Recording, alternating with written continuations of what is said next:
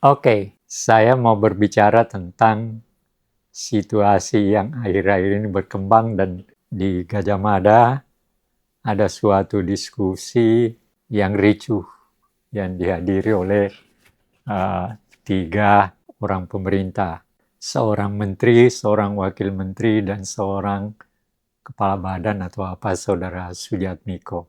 Nah, sebagai orang dari Gajah Mada, ya pertama saya prihatin juga dengan kericuhan itu. Karena sepanjang ketika saya dan kawan-kawan menjadi aktivis, kami tidak pernah, Gajah Mada tidak pernah melakukan, tapi ini tidak berarti bahwa saya menyalahkan mahasiswa, tidak dalam pengertian itu. Yang saya inginkan adalah bahwa harus menguasai bagaimana berkomunikasi dan berdialog. Itu punya, jadi kita tidak bisa memaksakan kehendak kita kepada orang. Tapi kita memberikan fakta, ya seperti satu contoh. Kalau saya tidak setuju dengan MBG misalnya, maka ketidaksetujuan saya harus ditunjukkan dengan fakta. Apa yang rusak. Dan ternyata memang faktanya pemerintah sendiri sudah mengakui itu dengan memecat 3 orang pimpinannya kan. Nah, bagaimana kelanjutannya? Nah, itu yang harus didialogkan lebih lanjut. Mungkin nanti kepala BGN-nya diajak untuk berdiskusi dan sebagainya. Karena bisa dibayangkan dalam dan ini pengakuan dari Menko Pangan itu 1 bulan 1 triliun pemborosan yang dilakukan dengan sistem yang lama yang dilakukan oleh Dadan. Nah, ini kan fakta-fakta yang ditunjukkan bagaimana seorang pejabat atau rentetan pejabat itu melakukan kesalahan. Itu faktanya kan itu. Nah, ini memang harus dilakukan semacam kritik dan sebenarnya dengan penangkapan yang dilakukan oleh kejaksaan terhadap tiga pejabatnya, itu adalah langkah yang ya paling tidak bisa dilihat sebagai kemungkinan untuk memperbaikinya nanti. Jadi ada faktor-faktor seperti itu. Nah, berkaitan dengan diskusi yang ricuh di Gajah Mada, ya sekali lagi saya tidak mempersoalkan siapa yang salah. Yang menjadi persoalan adalah bagaimana komunikasi untuk dalam rangka usaha untuk berdialog. Disinilah diperlukan apa yang sering saya berikan istilah ya, cara berpikir yang jujur, jernih, tercerahkan. Artinya, mahasiswa datang ke diskusi itu, orang pemerintah yang datang ke diskusi itu, datang dengan satu kehendak untuk menyampaikan dengan pikiran jernih, dengan pikiran yang tercerahkan, bukan untuk bertengkar, melainkan untuk berdialog. Nah, disinilah saya sayangkan mengapa terjadi saling usir-mengusir gitu, yang tidak perlu terjadi sebenarnya. Ya kan ada moderator, lalu ada pengaman. Ya seharusnya dengan hal seperti itu tidak terjadi sampai harus ada kejar-kejaran dan sebagainya. Dalam batas tertentu, yang kasihan kan Gajah Madanya. Iya kan? Sebagai universitas yang selama ini dikenal dengan gaya Yogyakartanya dan sebagainya. Nah, oleh karena itu, saya sebagai alumni Gajah Mada, sebagai kakak dari mahasiswa, bahkan sebagai mungkin kakek dari mahasiswa yang melakukan demonstrasi semacam itu, ya saya meminta supaya ketika akan memasuki suatu arena dialog, maka siapkanlah diri apa yang diperlukan ketika kita akan berdialog. Gitu. Nah, ambil sebagai satu contoh. Kemarin kan di sini juga terjadi demo dengan 5 tuntutannya. Tetapi ketika tuntutan itu disampaikan, BEM UI tidak menyatakan harus. Dia cuma menyampaikan, ini loh tuntutan kami, tolong didengarkan.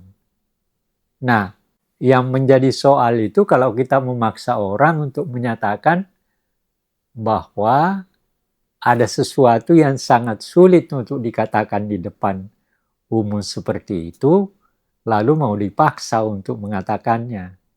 Nah, ini yang harus dipikirkan oleh aktivis mahasiswa. Saya tidak menyalahkan, itu hak. Saya berharap pada diskusi dan saya tahu kok Gajah Mada punya kesopanan tertentu, kemampuan dialogis tertentu. Dosen-dosennya saya kenal, banyak dosennya yang saya kenal, dan sebagainya. Dan saya memang bukan berarti bahwa terjadinya ini harus dikatakan, ya dalam hal tertentu ada batasnya bahwa pembubaran itu salah, memprihatinkan itu. Tetapi bahwa apa yang dilakukan oleh mahasiswa dan nanti dianggap sebagai sesuatu yang brutal, enggak juga. Jangan juga dianggap seperti itu. Saya hanya meminta nanti kalau ada lagi kegiatan-kegiatan atau para mahasiswa mulai misalnya akan terus berlanjut melakukan kritik, tentu saja diperlukan. Tetapi tolong kritik yang didasarkan atas kejernihan berpikir, sebenci apapun kita melihat situasi sekarang. Siapa sih yang senang mendengar bahwa makan gratis sampai pemborosan sampai 1 triliun, dan ini pengakuan dari pemerintah sendiri, diakui oleh Menko yang membawahi itu. Kan itu. Apakah nanti ke depan setelah demonstrasi di Jakarta, hampir di seluruh Indonesia kok. Tapi pertanyaannya adalah apakah pemerintah akan mengambil langkah-langkah tertentu untuk memperbaiki itu. Nah, kita lihat ke depan. Kodari, salah seorang petinggi di lingkungan pemerintahan, sudah menyatakan bahwa Presiden Prabowo sementara tertulis pernyataannya, sementara berusaha melakukan perubahan sistem. Jadi kita lihat, tapi tidak berarti kita tidak boleh melakukan atau mahasiswa tidak boleh melakukan kegiatan-kegiatannya. Tetap lakukanlah, tetapi gunakanlah pemikiran yang mencerahkan. Mari saya mengajak untuk aktivis mahasiswa, bahkan kalau bisa BEM mengajak orang pemerintah masuk ke kampus dan berdialog. Dulu ketika saya mahasiswa pernah terjadi itu. Ada satu peristiwa kecil. Ketika itu Menteri Pendidikannya Mas Huri SH, Menteri Pendidikan dan Kebudayaan. Lalu dia datang ke Jogja, dia minta bertemu dengan aktivis mahasiswa. Nah kebetulan saya diundang, termasuk salah seorang aktivis mahasiswa yang diundang. Lalu begitu melihat saya dan melihat kawan-kawan saya di situ, macam-macam orang yang ada Muhtar Pawutingi, ada Tai Simbolon, ada Daniel Dakidae, dan sebagainya waktu itu, aktivis mahasiswa ketika itu. Terus Mas Suri Menteri Masuri, Menteri Pendidikan Masuri memberi komentar begini. Kok yang datang itu-itu juga?